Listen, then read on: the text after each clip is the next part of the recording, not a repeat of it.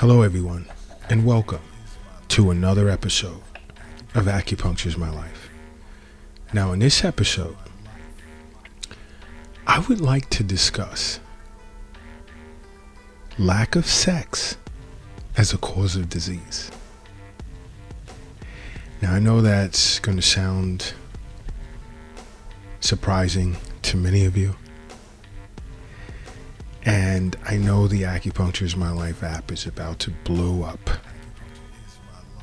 But I'm going to discuss it because it is a reality. And I, as well as some of my acupuncture colleagues, treat mental as well as physical disorders that's actually related to lack of sex, believe it or not. Now, some may present to physicians with certain symptoms and they may be recommended to a psychiatrist or a psychologist to deal with. But an acupuncturist wouldn't do that. Because again, we look at the body, the human organism as a whole, as one, and base our treatments on the theory of yin and yang and it being about balance.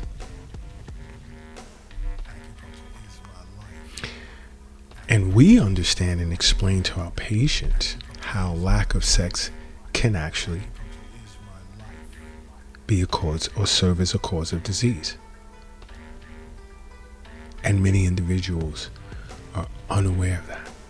Because you see, this type of disorder or disease, or the type of disorder or disease that can result from lack of sex, is similar to disorders or diseases that can result from emotional stress. You see, an acupuncturist understands that sexual desire is for the most part dependent on the energies which are considered minister fire. It's dependent on these energies which emanates from the kidneys. Whereas a healthy sexual appetite can be an indicator of a healthy minister fire, which are the energies that exist between the kidneys. Now, when sexual desire builds up, this specific energy source blazes up and increases yang energy. So when an individual experiences, let's say, an orgasm, this energy is then released, which actually serves as a beneficial discharge of yang qi, as well as it supports the free flow of qi throughout the body. Now here's where lack of sex can become an issue. You see, when there's sexual desire but no outlet for the sexual activity,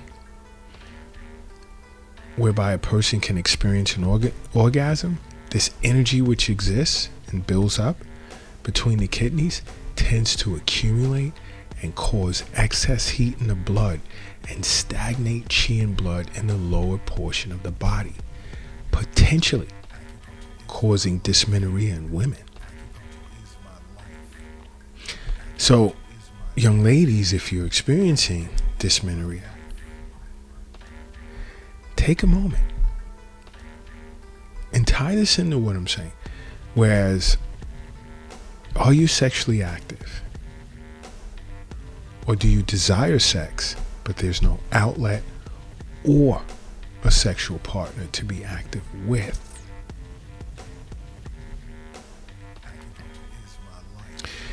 Now, relative to what I've just said, all of this happens only, and I repeat, only if sexual desire is present. Okay? But it can't be released, or there's no outlet, meaning a sexual partner. Because if there's no sexual desire, then lack of sexual activity cannot serve as a cause for disease. Now I will say this, an individual involved in an unhappy sex life with the inability to reach an orgasm or sexual relations lacking affection can also be an important and frequent cause of disease or disorder. For instance, anxiety, as an example. It can result in anxiety. Okay? And that's one way of many. Lack of sex can cause disease. There are many other disorders that can result from lack of sex, which is why I'm not even going to present tons of examples. You know what I'm going to say? I'm going to say, see your local acupuncturist, or contact Acupuncture is My Life.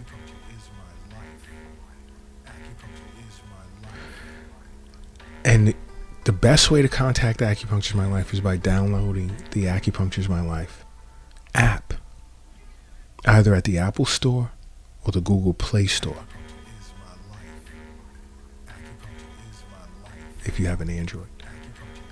iPhone is the Apple Store. And an acupuncturist, once you sit with an acupuncturist, they'll discuss with you how lack of sex, even further, can be serve as a cause of disease.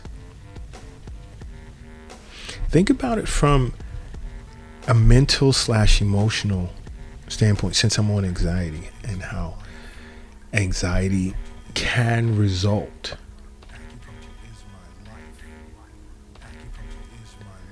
from engaging in sexual relations which lack affection, or being involved in an unhappy sex life with the inability to reach an orgasm.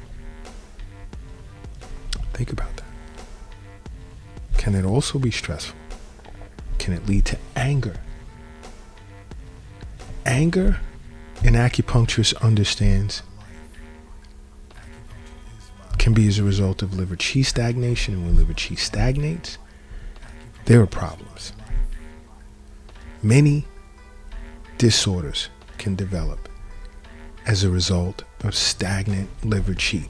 Think about it. All right, even if I would try and give you a lay example, like from a Western medicine perspective, when there's trauma, you sustain trauma to the body. Maybe you fracture a bone. I won't even be extreme and say break one, but fracture a bone. Blood tends to become static, and so does qi in that area. Now, how do you feel? There's pain. Something's wrong. Qi and blood is not flowing the way in which it should. And guess what? I spoke of this in a few episodes, that when qi stagnates, blood cannot move. Because qi is the energy that moves blood. So now once blood and this is if the liver qi stagnation is chronic. Once blood becomes static, now you really have problems. And you'd really need to see your acupuncturist, because various types of mental, emotional, as well as physiological disorders can result from long-term stagnant qi. And this is why I say over and over, make regular wellness visits a part of your life. Yeah, see your physician on an annual, semi-annual, or if there's an emergency. On those occasions,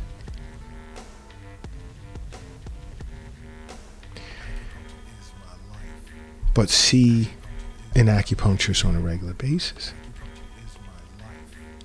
You remove so much burden from your shoulders. So much. With regard to health, that is. Because I bring up many topics that, I'm answering tons of questions over a period of several hours on the Acupuncture's My Life app. Whereas many individuals are in agreement after they think about symptoms they experience and the reasons why. And some would even go sit with a local acupuncturist, discuss it with them, and then boom, engage in conversation, message or chat with me or other acupuncturists about their symptoms and how they've come to understand topics that sound weird, but after careful thought, wow. So along with downloading the Acupuncture's My Life app, do me a favor. Make acupuncture a part of your life. Because acupuncture is my life. What's yours?